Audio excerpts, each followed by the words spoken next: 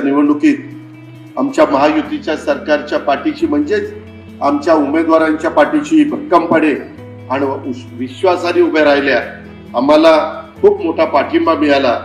महाराष्ट्रातल्या लाडक्या बहिणींचे मी मनापासून आभार मानीन आणि कोणत्याही परिस्थितीमध्ये आम्ही देवेंद्र फडणवीसजी, एकनाथराव शिंदे, अजित पवार त्यामध्ये लाडक्या बहिणींच्या पाठीशी मजबूतीने उभा आहोत। महायुती सरकारच्या लाडक्या बहिणींचा विश्वास आम्ही ढळू देणार नाही।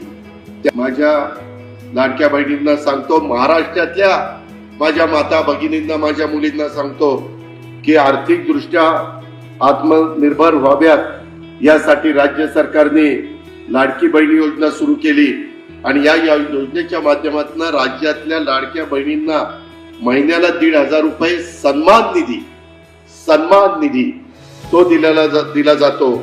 आजच्या या कार्यक्रमाच्या निमित्तानं हा आम्ही पहिला बाल विकासच्या वतीनं देत असतो आणि आदितीच्या साक्षीने सांगतो, आमच्या निलमताईंच्या साक्षीने सांगतो की कोणत्याही परिस्थितीमध्ये आमच्या महाराष्ट्रातल्या लाडक्या बहिणी जे त्या लाभामध्ये बसतात त्यांना सन्मान निधी कधी आम्ही बंद होऊ देणार नाही।